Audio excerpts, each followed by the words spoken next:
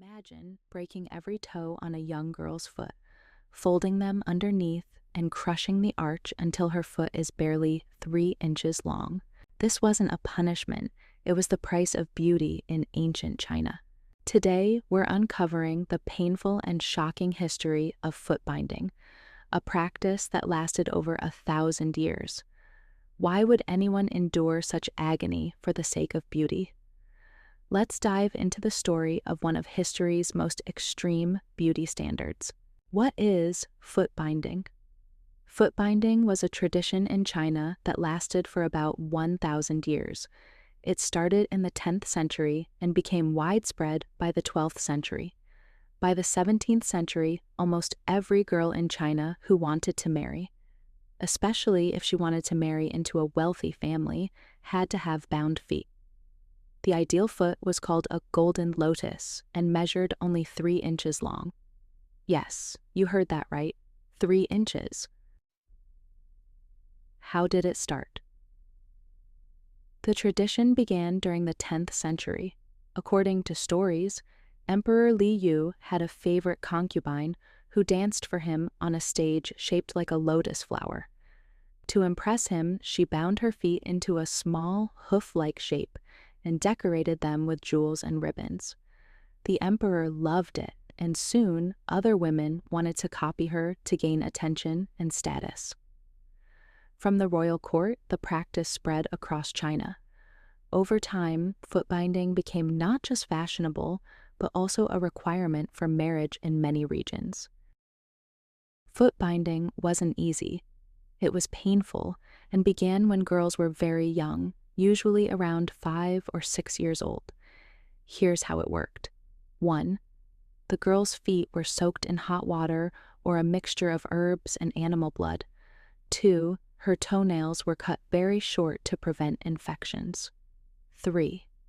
Then every toe except the big one was broken and folded under the foot. 4. The arch of the foot was also bent, forcing the foot into a smaller shape. To keep the foot in this position, long silk strips were wrapped tightly around the foot. These wrappings were about 10 feet long and 2 inches wide. The binding was so tight that blood circulation was cut off, and over time, the feet would stay in that shape. Every 2 days, the wrappings were briefly removed to clean the feet and prevent infections, but the pain didn't stop. Girls were even encouraged to walk long distances to help break the arches faster. The process usually took about 2 years to complete. In ancient China, small feet were seen as a sign of beauty, elegance, and high status. Women with bound feet were considered more attractive, and having golden lotus feet increased a girl's chances of marrying into a wealthy family. Foot binding was also connected to ideas about a woman's character.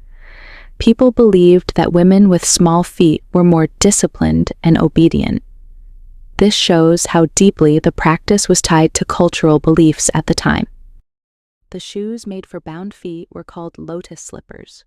These tiny shoes were often made of silk and decorated with embroidery. Some even had little flaps at the end to resemble lotus leaves. Despite being so small, they often had firm heels to support the foot. Here's a fun fact. The colors and designs of these shoes were inspired by lotus flowers, which were symbols of purity and beauty in Chinese culture. Foot binding began to decline in the early 20th century. Christian missionaries and reformers in China saw it as cruel and harmful. They worked to ban the practice, and by the 1940s, it was almost completely gone. The last factory to make lotus slippers stopped production in 1998.